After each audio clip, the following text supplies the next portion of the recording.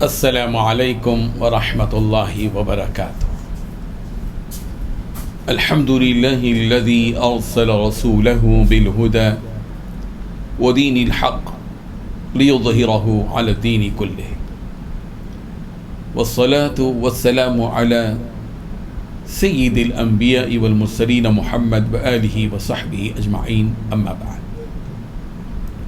حاضرین و ناظرین، یہ درس نمبر 707 ہے۔ سورہ اعراف کی آیت نمبر 170 کی آج تلاوت اور تشریح کی جائے گی۔ آیت نمبر 170۔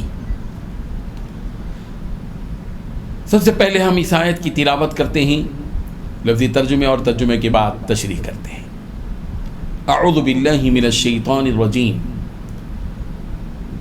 بسم اللہ الرحمن الرحیم، والذین یمسکون بالکتاب وَأَقَامُوا الصَّلَاةَ إِنَّا لَا نُضِيعُ أَجْرَ الْمُصْلِحِينَ، صدق اللہ العظیم۔ والذین، وہ لوگ جو یمسکون، مضبوطی سے پکڑتے ہیں، بالکتاب، کتاب کو، وَأَقَامُوا، اور انہوں نے قائم کیا، الصلاة، نماز کو، اِنَّا، بے شک ہم، لا نضیع، ضائع نہیں کرتے، اجر المصلحین، اصلاح کرنے والوں کا اجر۔ ترجمہ یوں ہے، اور جو لوگ کتاب کو مضبوط پکڑے ہوئے ہیں، نماز کا التزام رکھتے ہیں، ان کو ہم اجر دیں گے کہ ہم نیکوکاروں کا اجر ضائع نہیں کرتے۔ اس آیت میں 3 باتیں بتائی گئی ہیں۔ پہلی بات، جو لوگ کتاب کو مضبوط پکڑتے ہیں۔ نمبر 2، نماز کو قائم رکھتے ہیں۔ نمبر 3، ہم نیکوکاروں کا اجر ضائع نہیں کرتے۔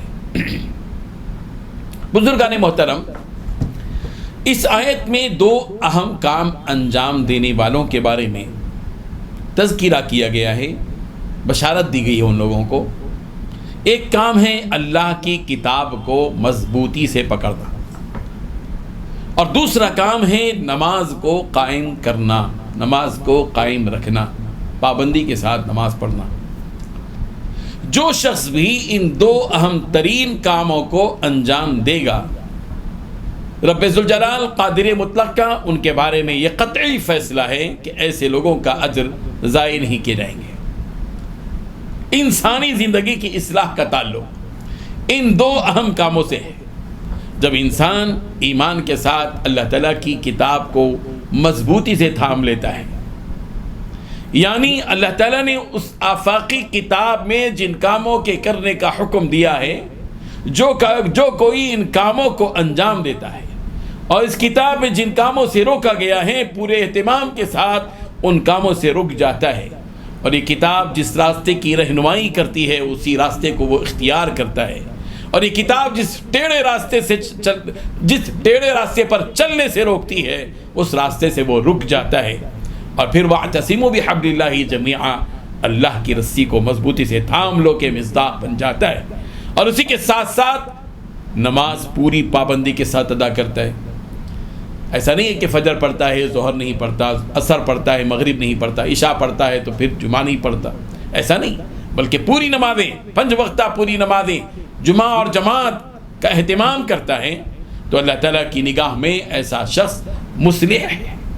مصلح، یہ وہ سعادت مند شخص ہے جس نے اپنی اصلاح کر لی، اور جو مصلح بن جاتا ہے، قادر مطلق کا یہ قانون ہے کہ اس کے اجر کو اللہ کبھی ضائع نہیں کرتا۔ اِنَّا لَا نُضِيعُ أَجْرَ الْمُصْلِحِينَ، ہم ایسے لوگوں کا اجر ضائع نہیں کرتے جو کتاب الہی کو مضبوطی سے تھام لیتے ہیں اور نماز قائم رکھتے ہیں، جس کی زندگی قرآن مجید سے منسوب ہو جاتی ہے، جس شخص کی زندگی کا ہر عمل اور ہر قول قرآن مجید کی تعلیمات کے مطابق ہو جاتا ہے، اس کی زندگی میں سدھار آ جاتا ہے، اس کی زندگی کی اصلاح ہو جاتی ہے۔ ظاہر ہے کہ اس میں کوئی شبہ ہی نہیں ہے کہ جس کی زندگی تعلیمات قرآنی کے مطابق ہو جائے وہ واقعی ایسا شخص ہے کہ جس کی اصلاح ہو چکی۔ اور جہاں تک نماز کو قائم رکھنے کی بات ہے، اس کی تائید تو سورہ عنکبوت کی آیت نمبر 45 میں ہے، 45 میں، ان الصلاۃ تنہی عن الفحشاء والمنکر، بے شک نماز بے حیائی اور برائی سے روکتی ہے۔ جو شخص 5 وقت نماز پابندی کے ساتھ اور پورے اہتمام کے ساتھ، پورے خشوع اور خضوع کے ساتھ پڑھتا ہے، ادا کرتا ہے، اس کی یہ نماز اس کو بے حیائی سے روکتی ہے، اس کی یہ نماز برائیوں سے روکتی ہے۔ نماز قرآن مجید کو، اللہ تعالیٰ کی آسمانی کتاب کو، آسمانی ہدایات کو، اور پھر نماز، ان 2 چیزیں، یہ 2 چیزیں وہ سپر پاور طاقت ہے، یہ سپر پاور چیزیں ہیں جن میں انسانی زندگی میں انقلاب پیدا کرنے کی قوت و طاقت ہے۔ آدمی کو اپنے آپ کو قرآن مجید کی تعلیمات سے جوڑ دینا چاہیے، ہر کام اور ہر بات کو اس کی تعلیمات کے مطابق بتا دینا ہے، اور نماز کو پابندی سے ادا کرنا یہ وہ طاقتور اور پرتاثیر کام ہے جن سے انسان کی زندگی کی اصلاح ہو ہی جاتی ہے۔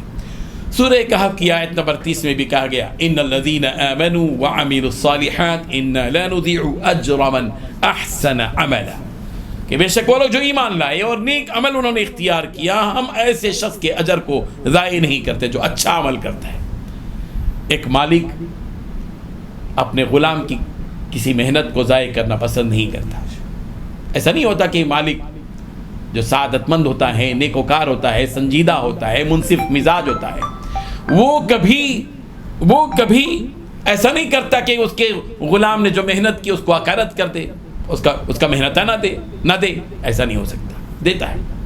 اسی طرح ایک مخلص اور فرمانبردار بیٹا اپنے باپ کی محنت کو ضائع کرنا پسند نہیں کرتا، ایک استاد اپنے شاگرد کی محنت کو ضائع کرنا پسند نہیں کرتا، تو پھر اللہ تبارک و تعالیٰ یہ کیسے پسند کریں گے جو رحمان ہے، مہربان ہے، اپنے بندوں پر فضل کرنے والے، اپنے بندوں پر احسان کرنے والے، وہ کیسے اپنے مخلص بندوں کی محنتوں کو ضائع کریں گے؟ یہ ہو ہی نہیں سکتا کہ اللہ تبارک و تعالیٰ اپنے مخلص بندوں کی، اپنے نیکوکار بندوں کی اور اپنے مصلح بندوں کی محنتوں کو ضائع کریں، بلکہ اللہ تبارک و تعالیٰ ضرور اس کا اجر اور ثواب عطا کرتے ہیں۔ سورہ آل عمران کی آیت نمبر 171 میں ہے، وَأَنَّ اللَّهَ لَا يُضِيعُ أَجْرَ الْمُؤْمِنِينَ، اور بے شک اللہ تبارک و تعالیٰ مومنوں کے اجر کو ضائع نہیں کرتا۔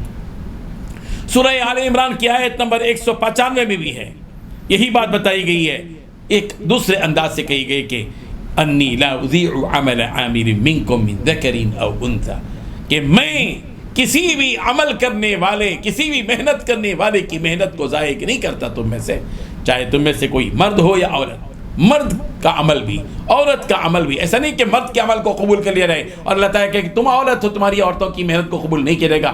اللہ کے انصاف پسند دروازے میں، اللہ تبارک و تعالیٰ کے میزان عدل میں ایسا کچھ نہیں ہوگا کہ مرد کے ساتھ ایک معاملہ اور عورت کے ساتھ ایک معاملہ ہو، مرد ہو یا عورت جو بھی نیک عمل کریں گے اللہ تبارک و تعالیٰ اس کا اجر برابر عطا کریں گے، ضائع نہیں کریں گے اللہ تبارک و تعالیٰ کسی کے عمل کو۔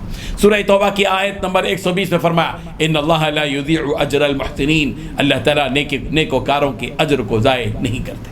اللہ تبارک و تعالیٰ مجھے اور آپ کو عمل کی توفیق عطا فرمائے۔